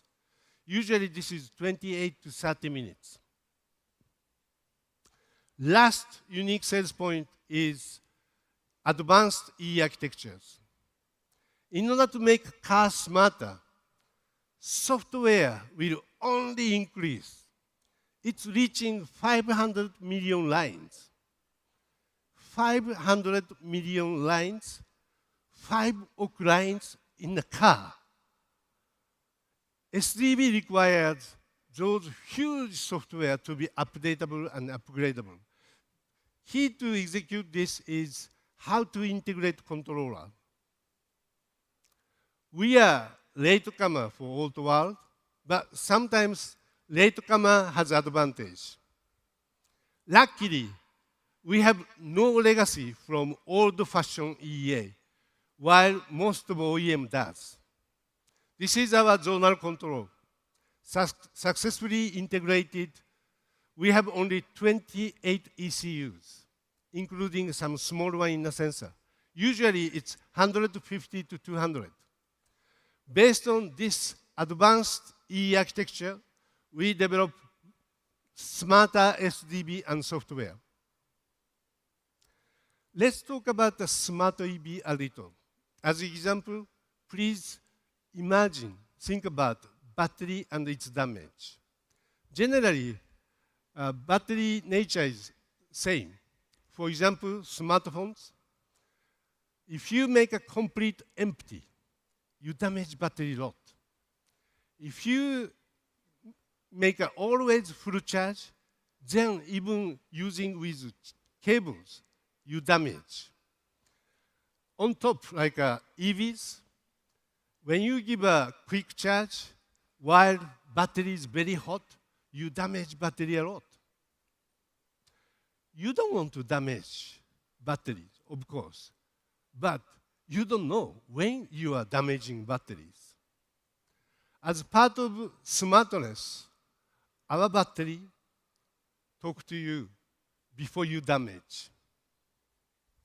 Hi, Dad. I need to talk to you. What happened, my princess? I'm very hot since you are driving fast and braking strong repeatedly. Oh, sorry, my princess. I promise I cool you down.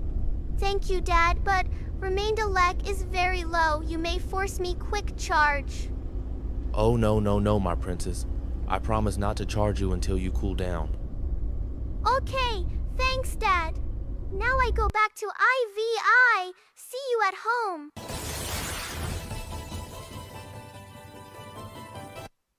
Of course, this baby girl is avatar of battery. You can select either sexy ladies or suspense voice like, hey, you are damaging me, something like that. But, battery damage is money because that spoils your car's resale values. Our car talk to you before you lose money. That's smart battery management system we are developing. Besides this, we have a smart thermal control, smartphone ecosystems, and many.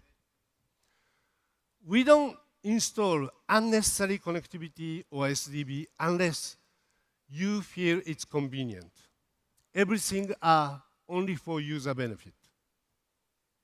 We are going to communicate these smart technology to outside through MIH after obtaining visibility of our patent. We take patent not to dominate this technology, but prevent someone to dominate technologies. We believe these smart technology need to be opened, accelerate EV sales globally. So that's our Model A, reference design for CDMS customer, spacious, simple design for long lastings, and high performance, and advanced EA with smart software. We have been receiving many requests from our potential CDMS customer to use these for taxis, logistics, and personal use. We would like to hear from you today and tomorrow. Please give us your voice, advice, request to make this car better. 谢谢大家. Thank you, thank you, thank you. I have one more good news today. Last year, we invited ZF Foxconn chassis module as our new family. Egdolf spoke his new growth plan, if you remember. This year,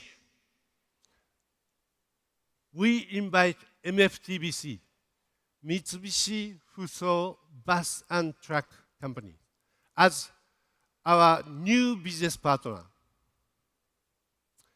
We released an announcement in August that we agreed MOU to work together for EV bus in Japan, and it's moving as expected.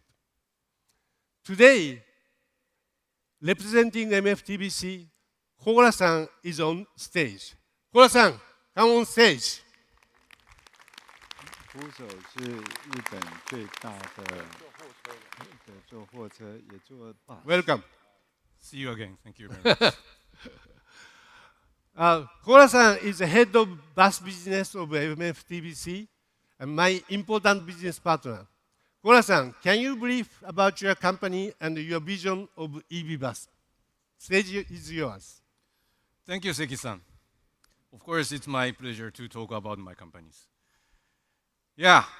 Hello, everyone. Hello, ladies and gentlemen. My name is Katsuto Koura.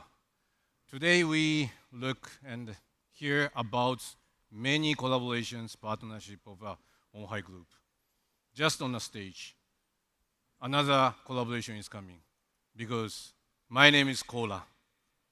Everybody can understand. This is exactly same pronunciation of Coca-Cola. So you cannot forget my name. Huh? Please remember my name at least, if you forgot Mitsubishi FUSO. But okay, first of all, Chairman, Seki-san, and the friends of all of the Honhai Group members, congratulations for today's Honhai Tech Day 2025. I also very much proud and also happy to take this opportunity to talk about my company, Mitsubishi FUSO Truck and Bus, and also our challenges.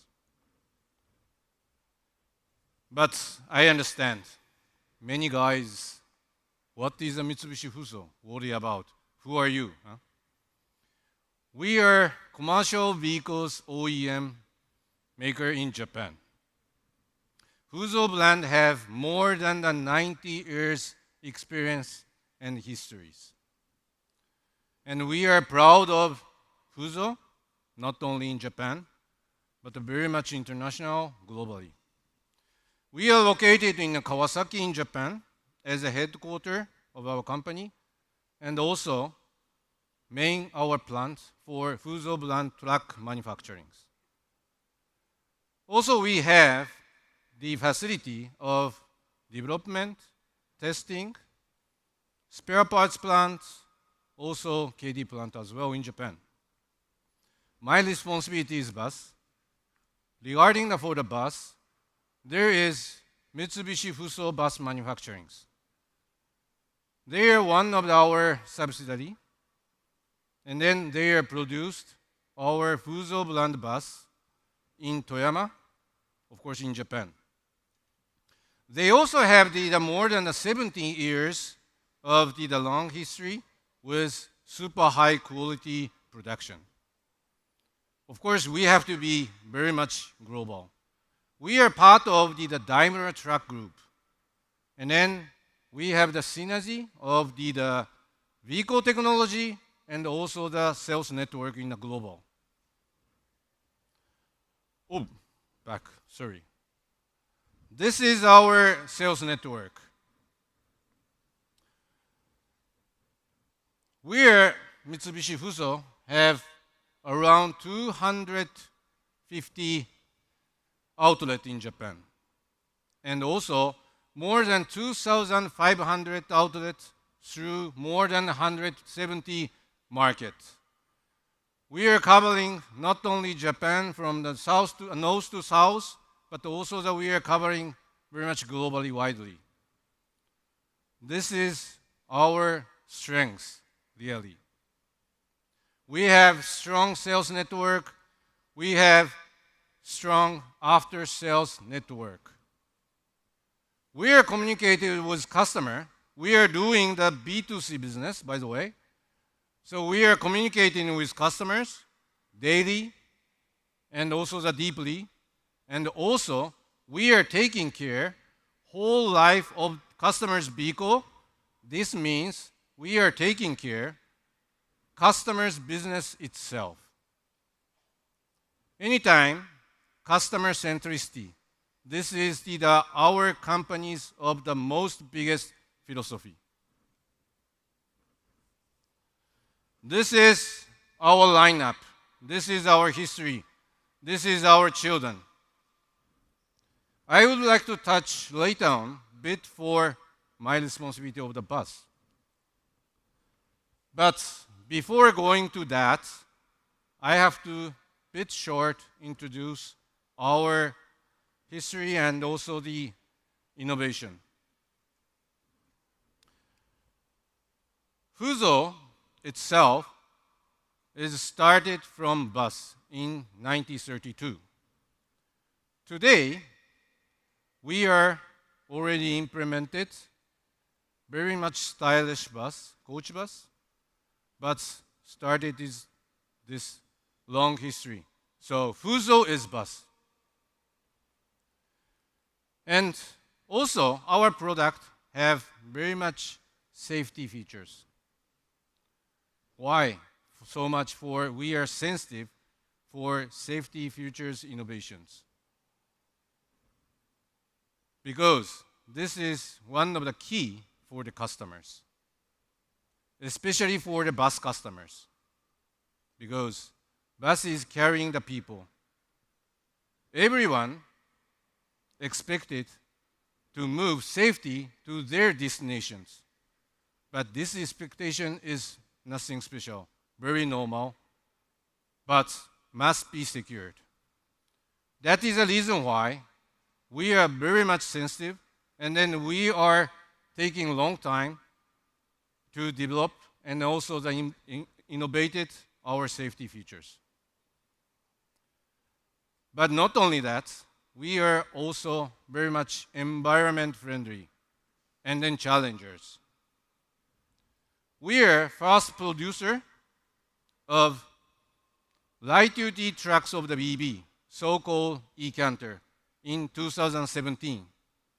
And this year's, just last month, at the Japan Mobility Show in Tokyo, we introduce our challengings for 2 heavy-duty trucks of hydrogen power.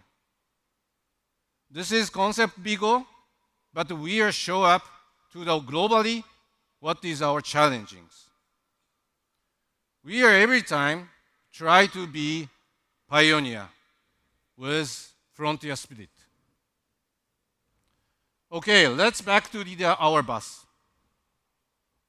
From left-hand side, from yours. This is our heavy-duty coach bus. We are getting #1 share of the market, and then this is our flagship product of the bus. The middle one is our heavy-duty city bus. Unfortunately, we are not top, but we have to become necessary to champion. And then this is the really market. We are looking for the potential for the collaborate with Honhai Group. The last one is a Rosa. This is the light-duty shuttle bus. Today, we also the #1 the markets, but also we are looking for the potential for the collaborate with Honhai Group as well. So, I would like to touch a little bit numbers. This is our achievement. We are very much in a growth, especially after the COVID-19. We are tremendously increasing our volumes and the share of the market. This is, of course, all of Mitsubishi FUSO's team's members' effort. This is our achievement. But it's not enough. If we are looking for environment, the expectation about the carbon neutral is the growth, both in Japan and worldwide. And bus, if I'm talking about the bus business, I cannot talk not only the numbers, because we are very much supporting the society. And it is necessary to get acceptance and also the trust from the society as a brand. But on the other hand, we are doing the business. That is also true. So we have to be more strong. We are still very much hungry. That is the reason why we are very much looking forward to do collaboration with Honhai Group.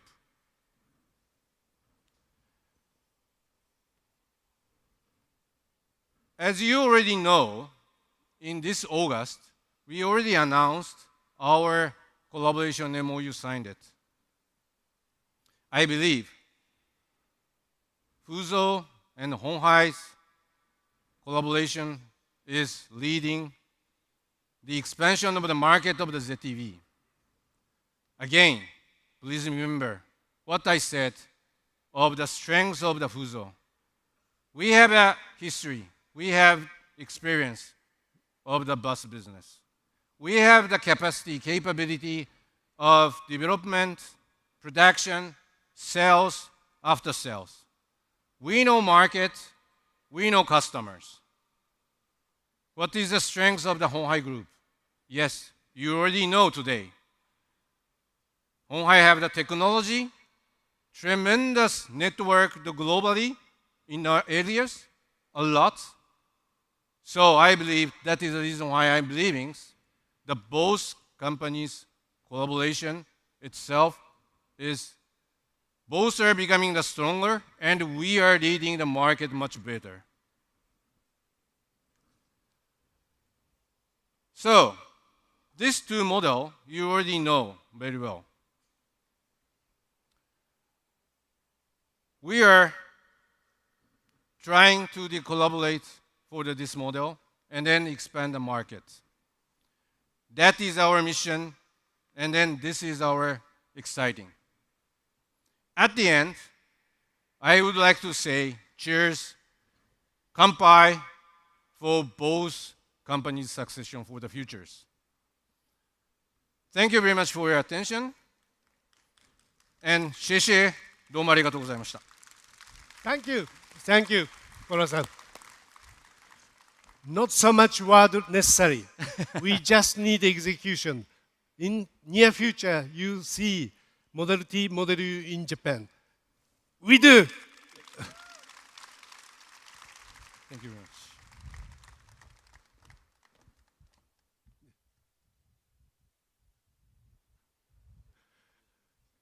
Thank you, sir. Wow. What a nice car. How do you like it? How do you like these three cars? You know, after we develop our own Model C and Model B, and we felt after seeing the Model A, we felt the details and the culture really makes big difference. Please, later after this meeting, go after this talk. Please go and appreciate the fine details of these Model A's. This is from Japan, from our team from Japan, and it will be for Japan. Okay, thank you, Seki-san. Thank you for your work on this Model A. I think it will be doing very well. And now I have to follow our tradition like last year. I'm going to speak in Mandarin now. Okay. 那非常谢谢大家，我知道时间有点晚了哦，我也想这个我们早上的活动尽量的快点结束。但是我想在我这个结束之前呢，要跟我们这个刚刚上台跟我们这个介绍我们的合作的那些 partner 的 speakers 非常谢谢你们包括 Hiroshi-san, Alexis, Hans, Sam, Andy, and Kit, Spencer, Mark, and 可乐桑 Cola 桑谢谢你们来这个为我们分享很多 insight 那这个接下来呢我们除了有 serve 一些我们的这个中餐之外，也有一个很安排的一个展区那这个展区呢大概长这个样我们现在在这个座位区VVIP 或是 VIP 的座位区，待会呢在我们的这一边会有这个几大展区，这里面包括展出我们在加工还有制造的 technology， 还有我们在 vertical integration 的 technology， 另外还有就是我们在未来科技上的一些展演希望大家能够好好的去这个品尝一下看看我们鸿海的科技它的深度还有它的广度好，最后谢谢大家。那我们第6届的 HHTD 这演讲就到这里结束。那欢迎大家明年我们此时再续好，谢谢大家。他们提醒我了 ，one more thing 啊。最近因为我们帮 NVIDIA 做了新一代的 RTS car， 来打出来，目前大受欢迎，供不应求了。